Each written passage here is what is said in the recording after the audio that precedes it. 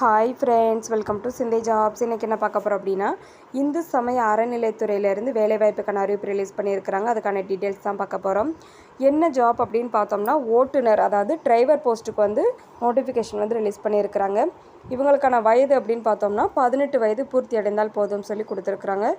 இந்த பணிக்கு அப்ளை பண்ணுறதுக்கான லாஸ்ட் டேட்டுன்னு பார்த்தோம்னா 4/10/2024 தான் அப்ளை பண்ணுறதுக்கான லாஸ்ட் டேட்டுன்னு சொல்லி மென்ஷன் பண்ணியிருக்கிறாங்க.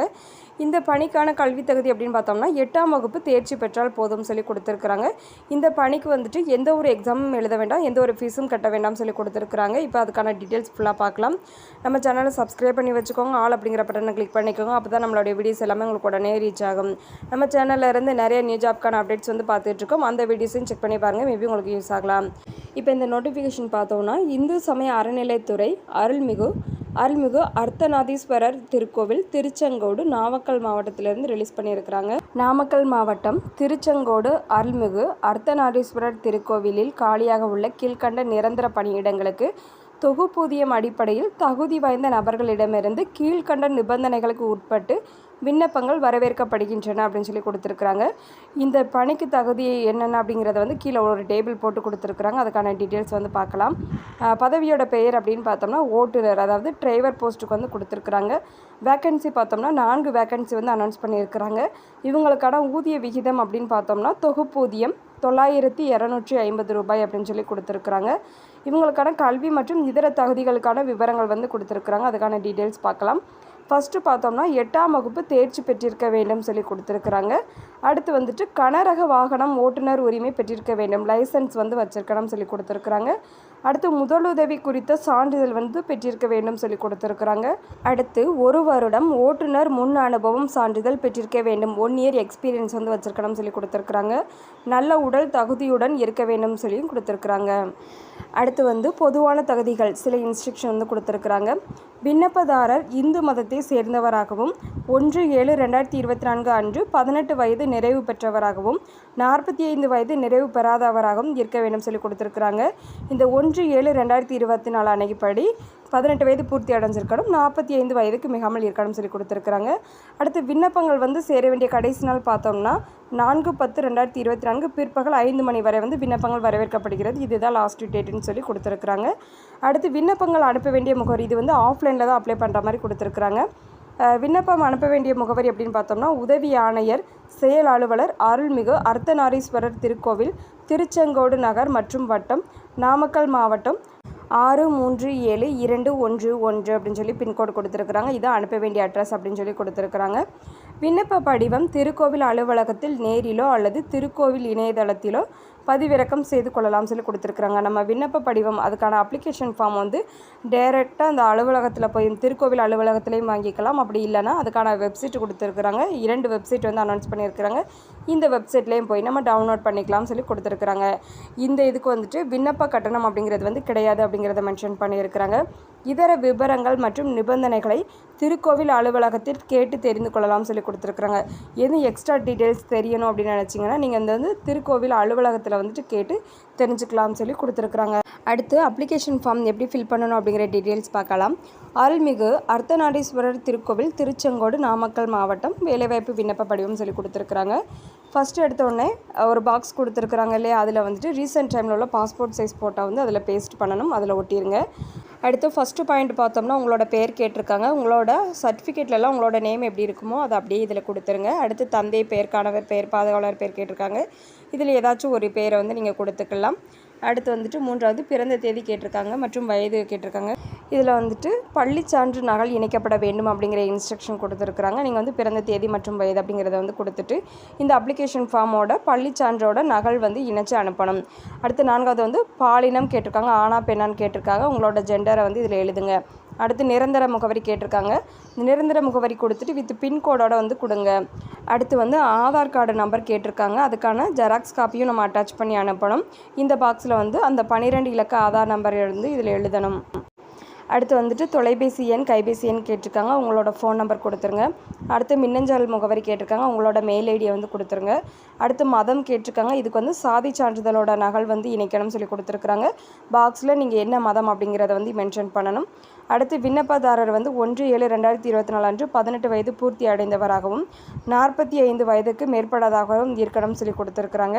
உங்களோட ஏஜ் வந்து இதில் மென்ஷன் பண்ணிக்கோங்க. அடுத்து வந்து கல்வி தகுதி கேட்டிருக்காங்க. இருந்துச்சு அப்படின்னா அதுக்கான சர்டிஃபிகேட் இணைக்கணும். கல்வி தகுதி என்ன அப்படிங்கிறத வந்து மென்ஷன் பண்ணிடுங்க.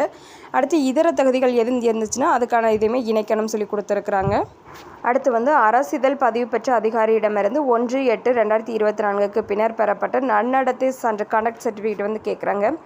அடுத்து நன்னடத்தை சான்று இறுதியாக பயின்ற பள்ளி கல்லூரியில் பெறப்பட்ட சான்றிதழ்கள் இது எல்லாமே என்ன செய்யணும் அப்படின்னா நம்ம அட்டாச் பண்ணி அனுப்பணும் அப்படிங்கிறத கொடுத்துருக்குறாங்க. அதுக்கான டீட்டெயில்ஸுமே இதில் மென்ஷன் பண்ணிடுங்க.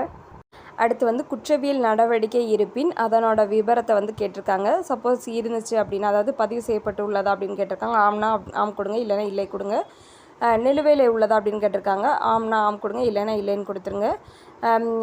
எதுவும் தண்டனை வழங்கப்பட்டுள்ளதா அப்படின்னு கேட்டிருக்காங்க. ஆம்னா ஆம் கொடுங்க, இல்லைன்னா இல்லைன்னு கொடுங்க. அடுத்து விண்ணப்பிக்கும் பணியில் முன் அனுபவம் இருப்பின் அதுக்கான டீட்டெயில்ஸ் கேட்டிருக்காங்க. அதுக்கான எக்ஸ்பீரியன்ஸ் சர்டிஃபிகேட் வந்து இணைக்கணும்னு சொல்லி கொடுத்துருக்குறாங்க.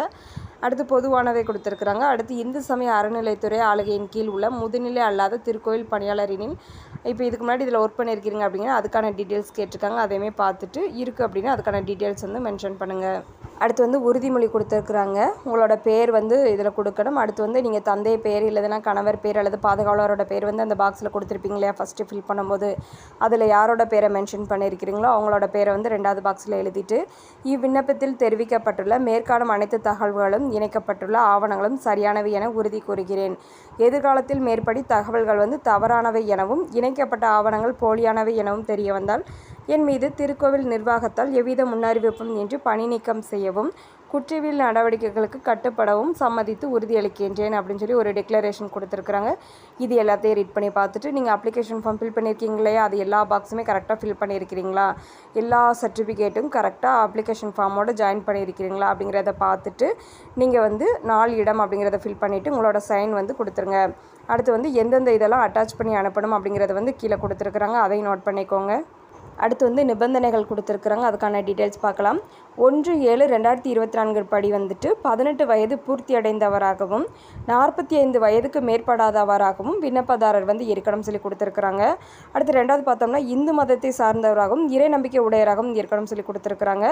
அடுத்து கொடுக்கப்பட்ட தேதிக்கு பின்னாடி வரக்கூடிய விண்ணப்பங்கள் எல்லாமே நிராகரிக்கப்படும் சொல்லி கொடுத்துருக்குறாங்க. அதுக்கடுத்து வந்துட்டு அப்ளிகேஷன் ஃபார்மோட சில கல்வி தகுதிக்குரிய certificate, Aadhaar card, xerox, ration card இந்த மாதிரி சில அடையாள அட்டைகள் வந்து கேட்டிருந்தாங்களே அது எல்லாமே பதிவு பெற்ற அலுவலரிடமிருந்து அரசு அலுவலரிடமிருந்து அட்டஸ்டட் ஜெராக்ஸ் காப்பீஸ் வந்து வாங்கியிருக்கணும்னு சொல்லி கொடுத்துருந்தாங்களே அது எல்லாமே கரெக்டாக அனுப்பணும்னு சொல்லி கொடுத்துருக்குறாங்க.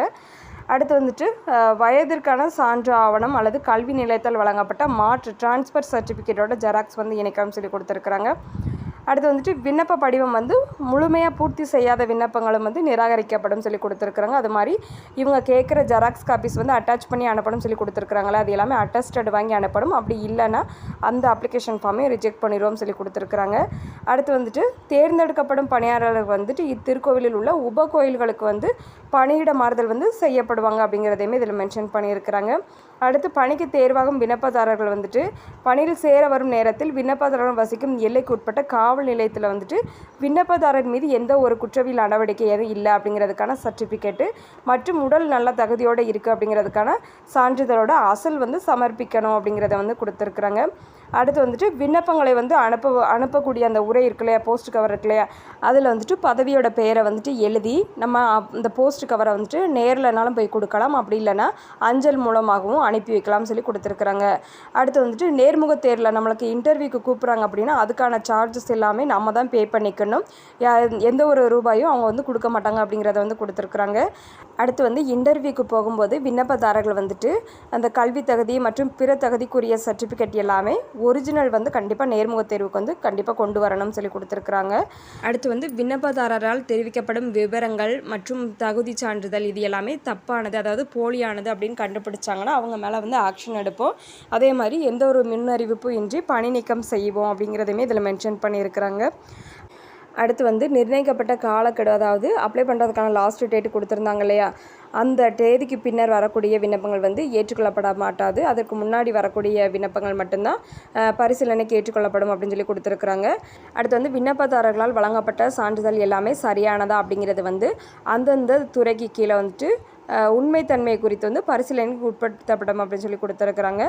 அடுத்து வந்துட்டு திருக்கோவில்களுக்கு எதிராக வழக்கு தொடர்ந்தவர்கள் அவரோட வாரிசுதாரர்கள் வந்துட்டு இந்த பணிக்கு அப்ளை பண்ணுறதுக்கு வந்து தகுதியற்றவர்கள் அப்படின்னு சொல்லி கொடுத்துருக்குறாங்க.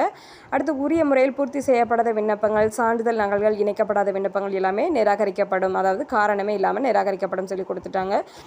அடுத்து வந்துட்டு நேர்முறையானது வந்து அனுபவம், அதாவது இன்டர்வியூ ஆனது எப்படி இருக்கும் அப்படின்னா அனுபவம், செயல்முறை தேர்வுகள் இதில் எல்லாத்தையும் பெற்ற மதிப்பெண்களோட அடிப்படையில் தான் இன்டர்வியூக்கு வந்து நாங்கள் வந்து கூப்பிடுவோம் அப்படிங்கிறத வந்து கொடுத்துருக்குறாங்க. அடுத்து விண்ணப்ப படிவம் எங்கே கிடைக்கும் அப்படின்னா இந்த வெப்சைட் கொடுத்துருக்குறாங்க. அப்படி இல்லைன்னா அந்த திருக்கோவில் அலுவலகத்திலையும் நீங்கள் போய் வாங்கிக்கலாம் சொல்லி கொடுத்துருக்குறாங்க. இந்த வெப்சைட்டில் வந்து நீங்கள் டவுன்லோட் பண்ணிக்கலாம். வெப்சைட் கொடுத்துருக்குறாங்க. இதுக்கான லிங்க் வந்து நான் டிஸ்கிரிப்ஷன் பாக்ஸில் கொடுத்துருக்கேன். அதுலேயுமே நீங்கள் செக் பண்ணி பார்த்துக்கலாம். திருக்கோவில் அலுவலகத்தில் வாங்குகிறோம் அப்படின்னா ரூபாய் 50 செலுத்தி வந்து விண்ணப்ப படிவத்தை வந்து அலுவலக நாட்களில் அலுவலக நேரத்தில் வந்துட்டு நம்ம பெற்றுக்கொள்ளலாம் சொல்லி கொடுத்துருக்குறாங்க. பூர்த்தி செய்யப்பட்ட விண்ணப்பங்களை அனுப்பக்கூடிய சான்றிதழ் வந்துட்டு அந்த முகவரி வந்து கொடுத்துருக்குறாங்க. நம்ம ஆல்ரெடி பார்த்துருந்தோம் இல்லையா, அதே தான் கொடுத்துருக்குறாங்க.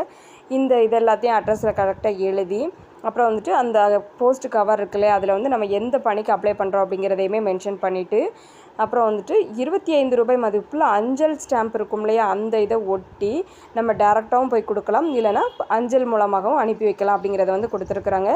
அடுத்து விண்ணப்பங்கள் வந்து சேர வேண்டிய கடைசி நாள் அப்படின்னு பார்த்தோம்னா 4/10/2024 பிற்பகல் 5 மணிக்குள் வந்துட்டு அவங்க கைக்கு ரீச் ஆகிற மாதிரி விண்ணப்பங்கள் வந்து அனுப்பணும் அப்படிங்கிறத மென்ஷன் பண்ணியிருக்கிறாங்க. இப்போ வந்து ஃபுல் டீட்டெயில்ஸ் பார்த்துட்டோம். எதுவும் டவுட் இருந்துச்சுன்னா கமெண்ட் பாக்ஸில் கமெண்ட் பண்ணுங்கள்.